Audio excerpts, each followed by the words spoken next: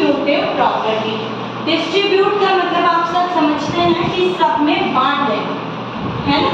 हम यही समझते हैं ना, डिस्ट्रीब्यूट का मतलब क्या है, सब में बांट दें।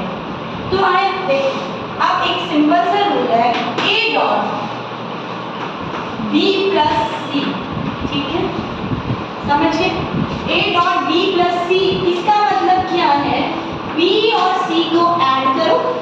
आपको बोर्ड मास का रूल सिखाया है ना, बोर्ड मास का रूल पता है, सबसे पहले ब्रैकेट ऑप्शन देखना है आपको, तो बी और सी को ऐड करके और फिर ए से मल्टीप्लाई करना है। इसका मीनिंग क्या है, ये डॉट नहीं समझने आप मल्टीप्लाई, दिस इज, अब इसका मतलब क्या है, अगर आप इसको ए और बी से मल्टीप्लाई कर दीजिए, a इंटू बी, फिर यहाँ प्लस है तो प्लस लगा लीजिए, और a into C, both are same, समझ गए?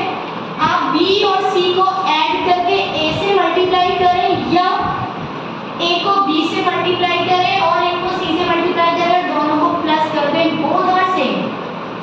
ऐसा क्वेश्चन आपने लास्ट क्लास में किया है। आप इसका एग्जाम्पल देखिए, हम इसको प्रूव करें। मान लीजिए मेरे पास यहाँ पे 10 है, 10 इंटू 5 प्लस 6, एंड अब इसका मुझे बताया कि कैसे लिखना है, 10 इंटू 5, है ना, यही लिखोगे ना, और 10 इंटू 6, यही था आपका क्वेश्चन 2 days बिफोर आपकी 3 एक्सरसाइज में, यही था ना क्वेश्चन। अब ये कैसे इक्वल है वो समझो बेटा, इसको कहते हैं LHS part, left hand side, इसको कहते हैं RHS part, right hand side. Right hand side मतलब राइट हैंड से आप लिख रहे हो, ठीक है, LHS मतलब लेफ्ट साइड में आप लिख रहे हो। अब इसको सॉल्व करने के लिए पहले मैं LHS को सॉल्व कर लेते हैं, कैसे, जो आपको बताया था। क्या है LHS में आपके पास, 10 इंटू 5 प्लस 6, इसका मतलब 5 और 6 को ऐड करके 10 से मल्टीप्लाई कर देना, 5 और 6 हो गया 11, समझ गए? अब 10 इंटू 11 इज 110, ठीक है, ये आपका लेफ्ट हैंड साइड का आंसर आ गया। अब राइट हैंड साइड का देखिए क्या आता है आंसर, हम चेक कर लेते हैं। राइट हैंड साइड में आपके पास क्या है, 10 इंटू 5 प्लस 10 इंटू 6, तो इसका मतलब क्या है, पहले इनका मल्टीप्लिकेशन, 10 इंटू 5 यानी 50 प्लस 10 इंटू 6 यानी, आपके ब्रेन में अभी एक क्वेश्चन आ रहा होगा कि हम इन दोनों को भी तो प्लस कर सकते थे, तो उसके लिए बोर्ड मास का रूल है बेटा। बोर्ड मास का रूल क्या है, अगर किसी क्वेश्चन में एडिशन, सब्ट्रैक्शन, डिवीजन सारी चीजें दी गई हो तो कैसे सॉल्व करना है।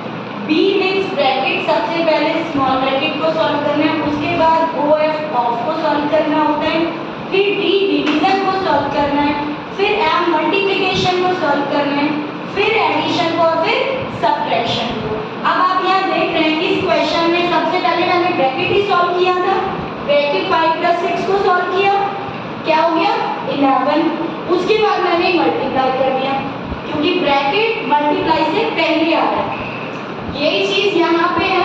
अब मल्टीप्लाई आप देख रहे हो एडिशन से पहले आ रहा है, तो पहले मैंने मल्टीप्लाई किया, 10 इंटू 5 50, 10 इंटू 6 60, अब प्लस ही है तो 50 plus 60 110, again we get both answer are same. तो इसका मतलब क्या हुआ, डिस्ट्रीब्यूटिव प्रॉपर्टी क्या है बेटा, कि A इंटू बी प्लस सी, यानी A का मल्टीप्लिकेशन B प्लस C के एडिशन से हो रहा है, क्योंकि 2 नंबर के एडिशन से हो रहा है, तो आप उनको अलग अलग मल्टीप्लाई करके ऐड करोगे तब भी आपका आंसर सेम रहेगा, समझ गए आप? स्टॉप।